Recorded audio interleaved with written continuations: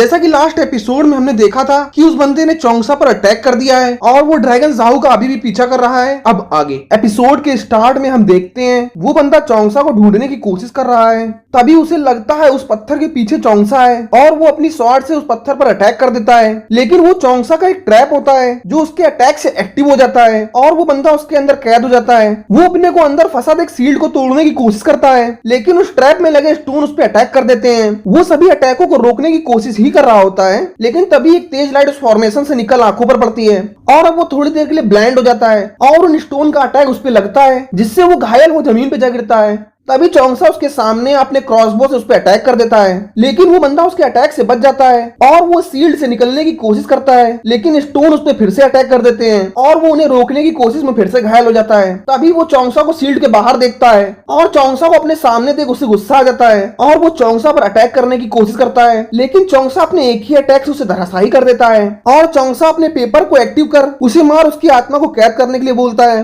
तभी हम देखते हैं चोंगसा के पेपर उस पर अटैक कर उसे पकड़ लेते हैं और अपने मैजिक से उसकी बॉडी को डिस्ट्रॉय करने लगते हैं। तभी चोंगसा अपने पास से एक बॉल निकाल उसकी ओर फेंकता है और उसकी सोल उसकी बॉडी से निकल उस बॉल में कैद हो जाती है और उसकी बॉडी डिस्ट्रॉय हो जाती है और वो शील्ड भी अब हट जाती है और वो पेपर और शील्ड चोंगसा की रिंग में वापस चले जाते हैं और वो बॉल उसकी बॉडी की राख के चारों ओर चक्कर लगाने लगती है। तभी चोंगसा उसके पास जा देखता है उसमें एक रिंग होती है और वो उस रिंग को निकाल अपने पास रख लेता है और तभी स्क्रीन शिफ्ट होती है। हम जाओ को देखते हैं जो कि अभी भी ड्रैगन में उलझी हुई थी और उसे देख कहती है मैं इससे परेशान हो गई हूँ और अगर मेरा पांचवा भाई यहाँ होता तो बहुत अच्छा होता। तभी स्क्रीन में उसके भाई को दिखाया जाता है और स्क्रीन शिफ्ट होती है, हमें क्वीन जुआन को दिखाया जाता है। वो उन सभी से पूछती है तुम्हारा क्या उद्देश्य है और तुम मुझे क्यों मारना चाहते हो, जिसपे वो कहते हैं अगर दोष देना है तो तुम अपने जनरल को दो, उन्हीं के इशारे पे हम तुम्हें मारने के लिए यहाँ आए हैं। तभी हम अंकल यूवेलिंग को उनके साथ देखते हैं जो राजकुमारी से कहते हैं शायद आप भूल गई 100 साल पहले किन देशों ने भुजाओं के कई देशों का सफाया कर दिया और उसमें मेरा मदरलैंड भी डिस्ट्रॉय हो गया और मैंने सरेंडर करने का नाटक किया